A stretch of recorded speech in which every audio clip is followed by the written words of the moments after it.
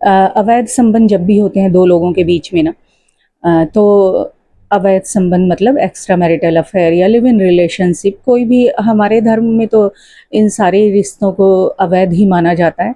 हाँ, जब से वही संविधान ने इन्हें मान्यता दी है और इंग्लिश का बोलबाला ज़्यादा, फिल्मों का बोलबाला ज़्यादा चला है, तो लोग इंग्लिश में बोल देते हैं, तो थोड़ा ग्लोरीफाइड सा लगता है ये रिश्ता या फिर ये टर्म्स।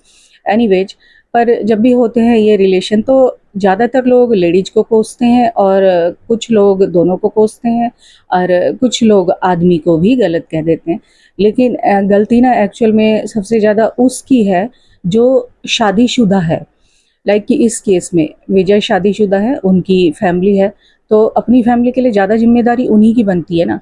ये लड़की जो त्रिशा है, इसकी थोड़ी ना इनकी फैमिली से कमिटमेंट थी, इनकी कमिटमेंट थी ना अपनी फैमिली से। तो इनको, इनकी जिम्मेदारी है इनकी फैमिली, तो इनको लॉयल रहना चाहिए ना अपनी फैमिली के लिए। मैं बिल्कुल भी सामने वाले को क्लीन चिट नहीं दे रही हूँ, उस लड़की की भी गलती है, लेकिन सबसे ज़्यादा गलती इस केस में इनकी है, आदमी की है, क्योंकि भाई उसकी फैमिली है, अपनी फैमिली के लिए सबसे ज़्यादा जिम्मेदारी मेरी है ना। बाहर वाला तो बाहर वाला ही है, वो तो है ही थर्ड पर्सन।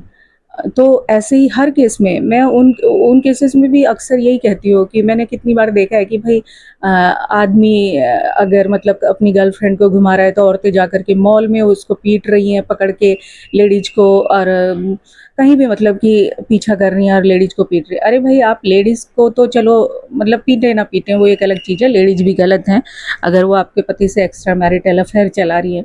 लेकिन सबसे ज़्यादा गलती तो आपके पति की है ना, कि वो आपकी, आपसे कमिटेड है, फैमिली है, शादीशुदा है, उसके बाद भी वो इधर-उधर मुँह मार रहा है।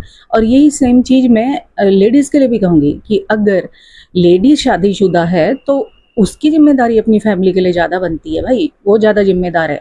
और अगर लेडीज़ ऐसा कर रही है तो, और शादीशुदा है, तो लेडीज़ की पिटाई होनी चाहिए, लेडीज़ को कोसना चाहिए। उस केस में लेडीज़ गलत है, और दोनों ही शादीशुदा है तो दोनों की ही भाई अपनी-अपनी फैमिली के प्रति ज़िम्मेदारी है। और इसका मतलब कि वो अपनी फैमिली के लिए लॉयल नहीं है, तो फैमिली वालों के लिए वो ही ज़्यादा ज़िम्मेदार हैं।